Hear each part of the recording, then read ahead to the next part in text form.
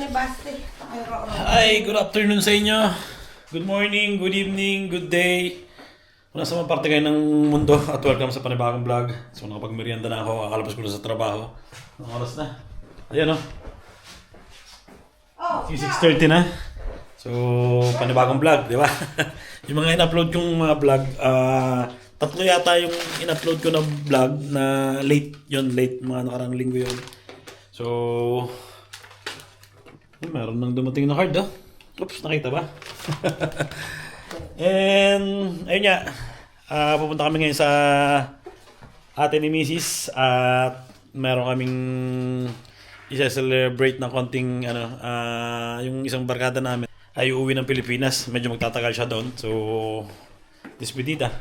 Chikot ko to, baka lumaglag doon sana. Hindi kaya? Hindi. Uwi siya ng Pilipinas, so medyo magtatagal siya. Kaya magpapadespedida daw.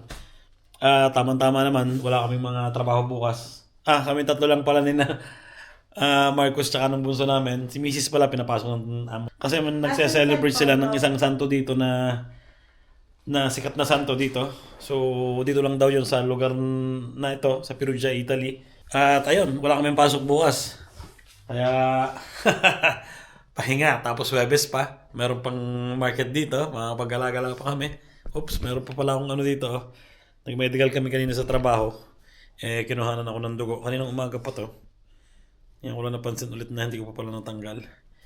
So, ayan. Kinuhanan ako ng dugo para matingnan ko meron pa akong sa katawan. Anti-tetano. Kasi nung last year, 3 beses ako nagpaturok ng anti-tetano. Hindi ko alam kung bakit kasi wala silang makitang anti-tetano daw sa dugo ko. 3 beses ako nung nagpaturok. Pero okay lang, di ba? Wala talaga makita Kailangan talaga magpaturok dahil kailangan ko rin sa trabaho yun. So yun, nakapagpahinga na ako ng isang oras at si Mrs. ay nandito na rin. Kakalabas na lang din sa trabaho. At ligo na. Tapos punta na kami dun sa bahay ni ate ni Mrs. Ng ipag ko. At wala pa pala si Basti. Kakaunin ko pa pala sa sa court kasi may practice ng basketball. Maya ligo na ako. Yun, nakapaligo na ako. Linisin ko lang tong table. Tsaka sapatos ko. Hindi, sapatos ko talaga nililinis ko. May nakita lang akong dumi dito. Medyo madumi di ba? Linisin natin. Posti, nandito na. Nakalabas na yan. Nakapupo na yan. Sapatos lang ako. Ba't wala na siya tayong maikling medyas? Yan naman suot, ma?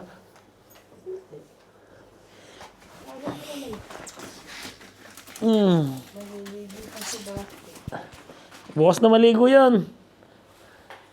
Malik tayo. Okay na, suot ko. Salamin muna tayo sa salamin. Yun, okay na. Nakapagsuot ulit ako ng lanang ganitong sweater hoodie. Medyo malamig kasi ngayon. Para sigurado, ganito yung suot natin. Diba? Tingnan nyo yung tela niya. Makapal. Ay, nasundo ko na si Basti sa court. Tapos na siyang mag-practice.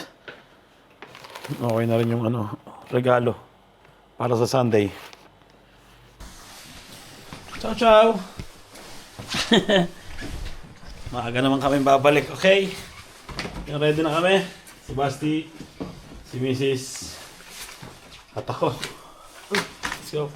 Paano mo yung isang... yan, para hindi magbungguan. So, let's go.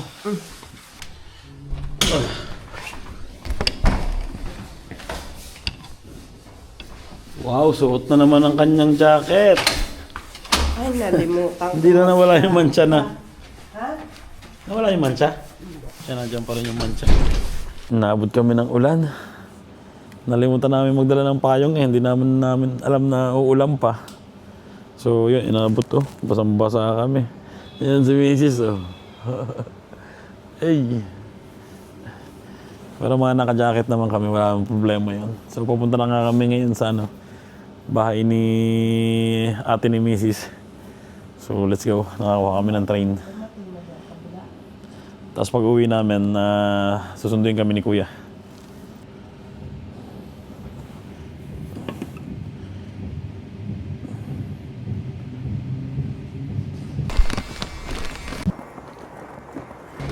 na kami. Doon tayo daan. Andito na kami sa Perugia. Ito yung train na sinakyan namin. Buti na lang hindi umuulan dito. Sa aming lugar, ang lakas ng ulan eh. Tuyo na rin kami. Oh. Okay na, di ba? Ang dami ditong graffiti oh.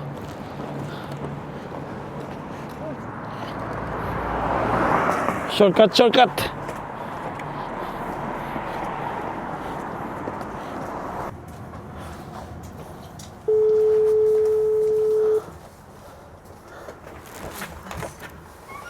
Bukas pala.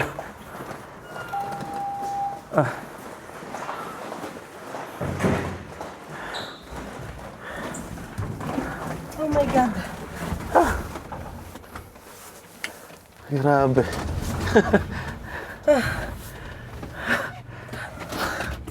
Gala pa more.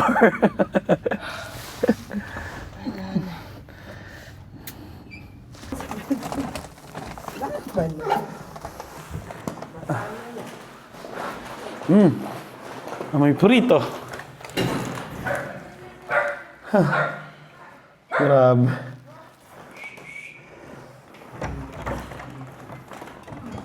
Happy birthday! Happy birthday! Happy birthday!